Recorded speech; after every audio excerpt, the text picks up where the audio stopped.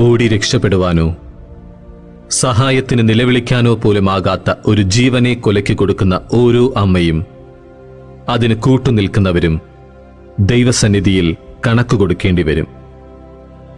തങ്ങളുടെ സുരക്ഷിതമായ ജീവിതത്തിന് തടസ്സമായി കണ്ട് ഗർഭാവസ്ഥയിലുള്ള ഒരു ശിശുവിനെ വധിക്കുക വഴി അതിക്രൂരമായ പാപമാണ് ഗർഭചിത്രം നടത്തുന്നവരും അതിനുവേണ്ടി പ്രേരിപ്പിക്കുന്നവരും സഹായിക്കുന്നവരും ചെയ്യുന്നത്. ജീവൻ ദൈവത്തിന്റെ ദാനമായിരിക്കെ ഏറ്റവും സുരക്ഷിതമെന്ന് കരുതപ്പെടുന്ന അമ്മയുടെ ഗർഭപാത്രം കൊലക്കളമാകുമ്പോൾ ദൈവീക പദ്ധതികൾ തകർക്കപ്പെടുന്നു. ഈ കൊടും തിന്മയ്ക്കെതിരെ ശബ്ദമുയർത്താം, ജീവന്റെ വക്താക്കളാകാം.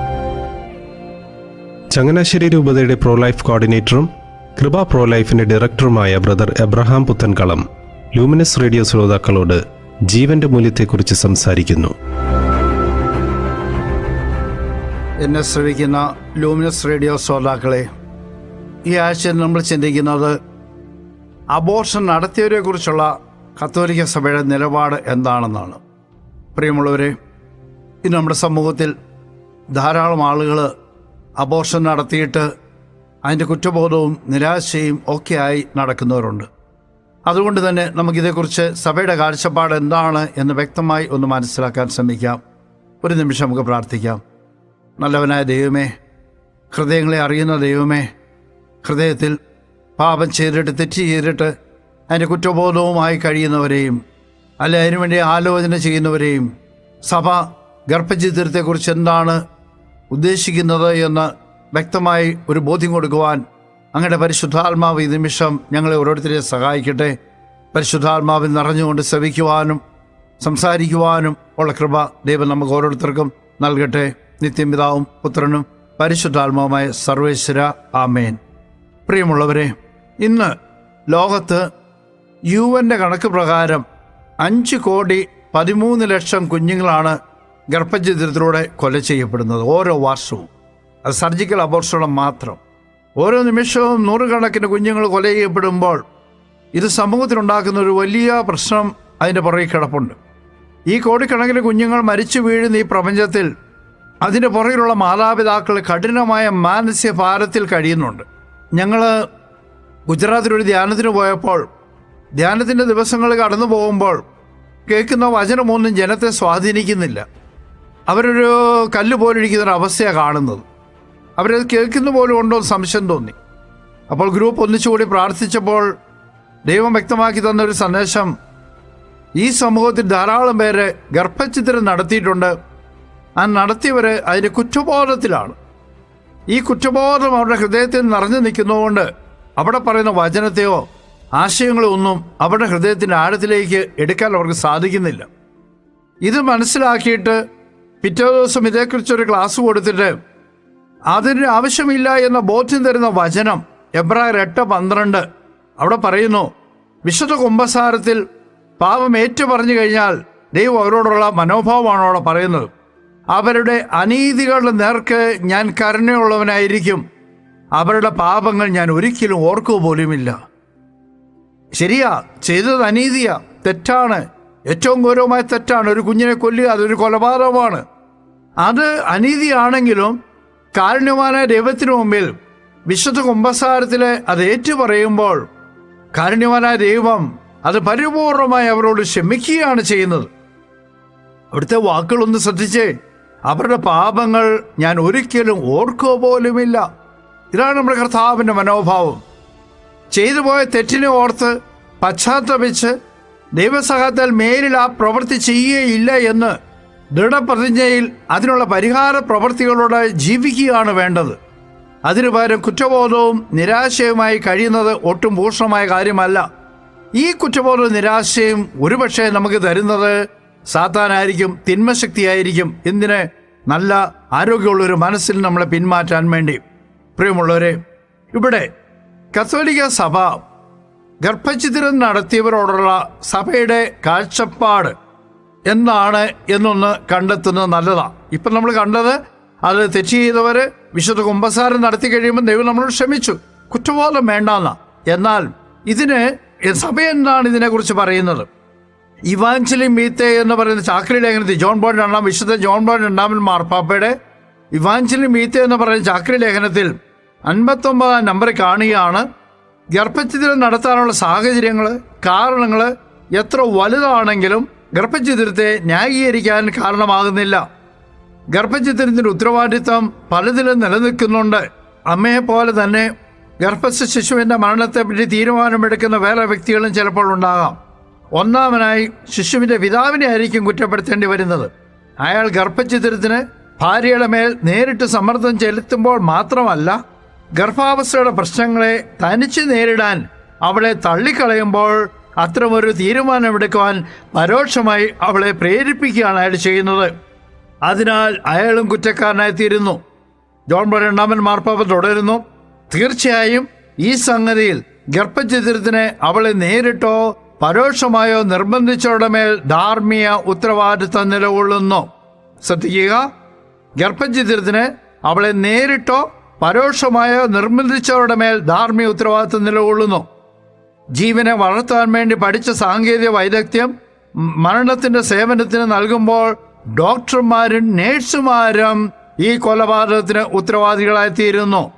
ഗർഭഛിദ്രത്തിനുള്ള നിയമങ്ങളെ നിർമ്മിക്കുകയും അംഗീകരിക്കുകയും ചെയ്യുന്ന നിയമ നിർമ്മാതാക്കളുടെ മേലും ഇതുപോലുള്ള ഉത്തരവാദിത്വമുണ്ട്. ഗർഭഛിദ്രം നടത്തുന്ന ആരോഗ്യ കേന്ദ്രത്തിലെ അഡ്മിനിസ്ട്രേറ്റർമാർക്കും ഈ വിഷയത്തെ സംബന്ധിച്ച് അധികാരമുള്ളിടത്തോളം ഉത്തരവാദിത്വമുണ്ട്.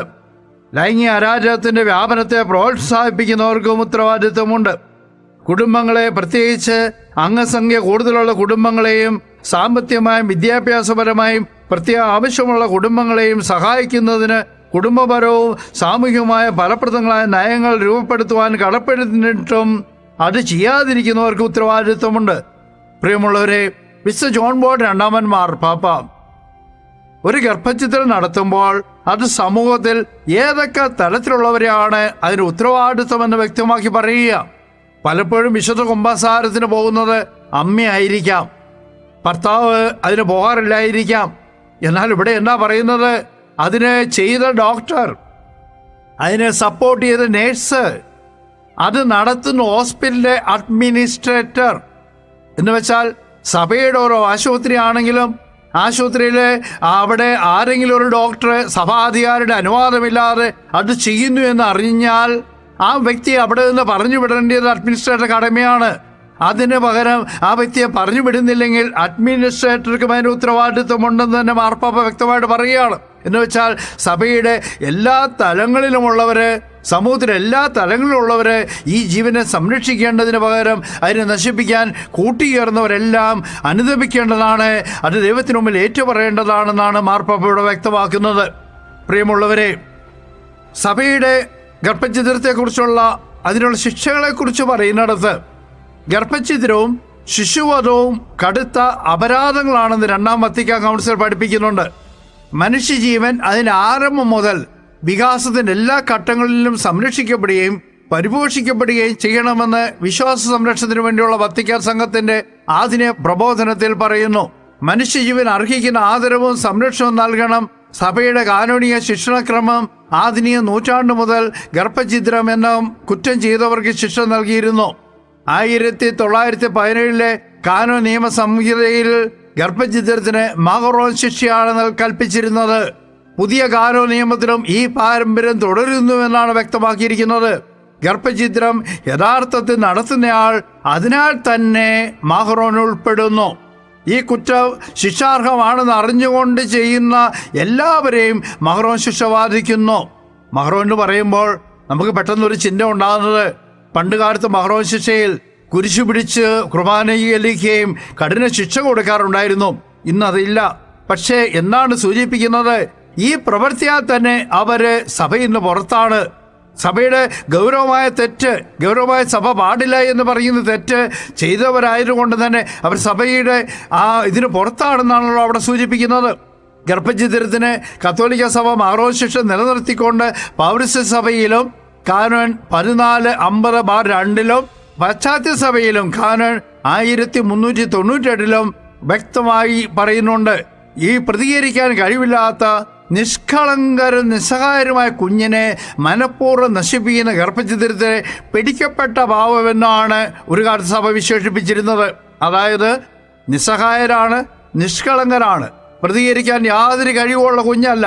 ആ കുഞ്ഞിനെ കൊല്ലുന്നത് വളരെ ഗൗരവമാണെന്നുള്ള ബോധ്യത്തിലാണ് സഭ പിടിക്കപ്പെട്ട പാപം എന്ന് പറഞ്ഞിരുന്നത്.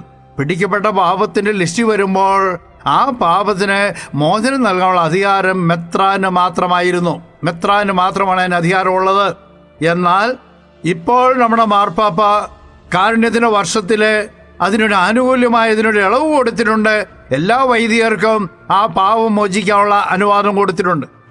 എന്ന് പറഞ്ഞാൽ ആ പാപത്തിൻ്റെ ഗൗരവം കുറഞ്ഞു എന്നുള്ളതല്ല. ഒരു മെത്രാൻ്റെ അടുത്തൊരു പാപം മോചിപ്പിക്കാൻ വരുമ്പോൾ അതിന് കൂടുതൽ ബുദ്ധിമുട്ടുണ്ട്. ആ ഭാരം ഒഴിവാക്കി കൊടുത്തു എന്ന് മാത്രം. പ്രിയമുള്ളവരെ, ഇവിടെ ഒരു കാര്യം കൊണ്ടത് സൂചിപ്പിച്ചോട്ടെ. നമ്മുടെ സമൂഹത്തിൽ ഇന്ന് നടക്കുന്ന കുമ്പസാരം യഥാർത്ഥത്തിൽ ഗർഭഛിദ്രത്തിന് നടത്തുന്ന കുമ്പസാരം യഥാർത്ഥ കുമ്പസാരമാണോ? ഒന്ന് ചിന്തിക്കുന്നത് നല്ലതായിരിക്കാം. ഒന്ന് കുമ്പസാരിക്കും, ഞാൻ ഇങ്ങനൊരു അബോർഷൻ നടത്തി, അതിന് മോചനം കിട്ടി, അതിന് ശേഷം നമ്മൾ പ്രാർത്ഥിക്കും, മേലിലൊരു പാപം ചെയ്തതിന് മുമ്പ് മരിക്കാനും ഞാൻ തയ്യാറാണ്. 6 മാസം അല്ലെ 7 മാസം കഴിയുമ്പോൾ വീണ്ടും ഗർഭം ധരിച്ചു കഴിയുമ്പോൾ വീണ്ടും പോവുകയല്ലേ മറ്റൊരു വൈദികൻ്റെ അടുത്ത് കുമ്പസാരിക്കാൻ? ഒരു കുമ്പസാരത്തിലൊരു പാപം ഏറ്റു പറഞ്ഞു കഴിഞ്ഞാൽ മേലിൽ ആ പാപം ഞാൻ ചെയ്യില്ല എന്ന ഉറച്ച തീരുമാനം ഉണ്ടാവണം. എങ്കിൽ മാത്രമാണ് ദൈവത്തിൻ്റെ കൃപ ലഭിക്കുന്നത്. അത് മാത്രം പോരാ, ഈ പാപത്തിൽ നമ്മളെ മോചിപ്പിച്ച ദൈവത്തിന് നമ്മൾ നന്ദി പറയണം.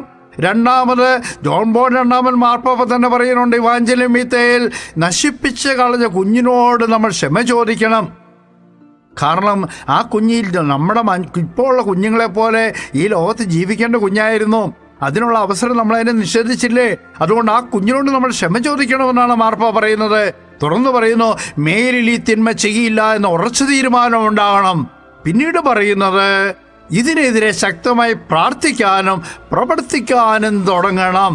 അതായത് പ്രോലൈ പ്രവർത്തനങ്ങളിൽ, ജീവന്റെ ശുശ്രൂഷയിൽ നിങ്ങൾ എവിടെയാണോ അതാത് രൂപതകളിൽ നടക്കുന്ന പ്രോലൈ പ്രവർത്തനങ്ങളിൽ സജീവമായി പങ്കുചേരുകയും നമ്മൾ നഷ്ടപ്പെടുത്തി കളഞ്ഞ കുഞ്ഞിന് പരിഹാരമായി പുതിയ ജീവനുകളെ രക്ഷിക്കുന്നതിന് വേണ്ടി നമ്മുടെ ജീവിതത്തെ നമുക്ക് സമർപ്പിക്കുകയും ചെയ്യേണ്ടിയിരിക്കുന്നു. പ്രിയമുള്ളവരെ, നമുക്കൊരു നിമിഷം ഒന്ന് പ്രാർത്ഥിക്കാം. പിതാവായ ദൈവമേ, അവിടുത്തെ തിരുഹൃദയത്തിൽ രൂപപ്പെടുന്ന ഒരു കുഞ്ഞിനെയാണല്ലോ ഒരമ്മയുടെ ഗർഭപാത്രത്തിൽ അവിടുത്തെ നിക്ഷേപിക്കുന്നത്. ഈ കുഞ്ഞിനെ നശിപ്പിക്കുന്ന ഗർഭഛിദ്രം അത് എത്ര ഗൗരവമായ തെറ്റാണ് എന്ന സഭയുടെ കാഴ്ചപ്പാട് ഞങ്ങൾ മനസ്സിലാക്കിയായിരുന്നു. കർത്താവേ, ഞങ്ങൾ ലാഘവത്തോടെ ഇതിനെ കണ്ടിരുന്നെങ്കിൽ, നിസ്സാരതയോടെ കണ്ടിരുന്നെങ്കിൽ, പാപ കുമ്പസാരിച്ചിട്ട് വീണ്ടും വീണ്ടും പാപം ഞങ്ങൾ ആവർത്തിച്ചിരുന്നെങ്കിൽ അടിയങ്ങളോട് അവിടുന്ന് ക്ഷമിക്കണമേ.